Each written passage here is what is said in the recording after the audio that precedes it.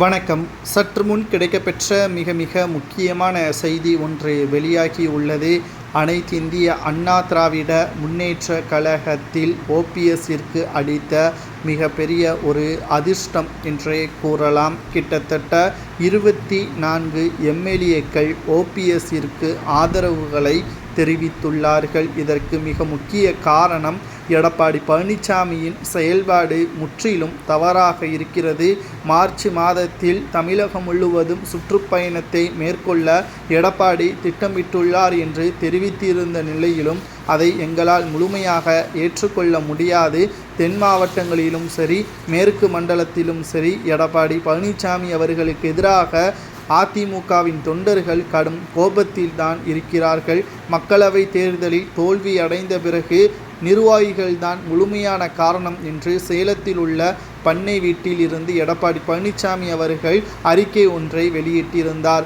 ஏன் அதிமுகவின் அலுவலகத்திற்கு அவர் வரவில்லை? வெற்றி அடைந்தால் மட்டும் எடப்பாடியின் சாதனை, தோல்வி அடைந்தால் அது அதிமுகவினர்கள் தொண்டர்கள் செய்த சோதனையா என்று பேசுவது எல்லாம் தவறு என்றும், தொண்டர்கள் ஓபிஎஸ்ஸிற்கு ஆதரவாக இருப்பதாக அதிமுகவின் எம்எல்ஏக்கள், குறிப்பாக செங்கோட்டையனின் ஆதரவாளர்கள் முழுவதும் ஓபிஎஸ்ஸிற்கும் செங்கோட்டையனுக்கும் ஆதரவுகளை தெரிவித்து வருகிறார்கள்.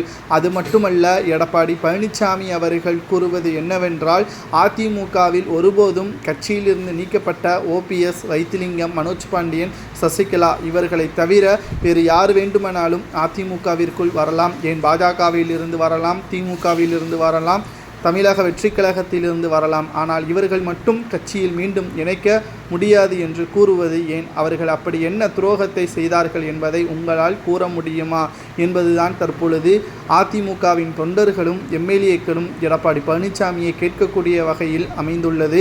அதிமுகவில் எடப்பாடி பழனிசாமி அவர்களுக்கு எதிராக போராட்டத்தை தொடங்க ஆரம்பித்து விட்டார்கள். இதுவே ஓபிஎஸ்ஸிற்கு கிடைத்த மிகப்பெரிய ஒரு அதிர்ஷ்டமாகவும் வெற்றியாகவும் பார்க்க முடிகிறது. பொறுத்திருந்து பார்க்கலாம். அனைத்திந்திய அண்ணா திராவிட முன்னேற்ற கழகத்தில் எடப்பாடி பழனிசாமி அவர்கள் செய்கின்ற ஒவ்வொரு தகவல்களும் அதிமுகவின் ஒட்டுமொத்த சோதனையாகவே மாறிக்கொண்டிருப்பதாக தெரிய வருகிறது.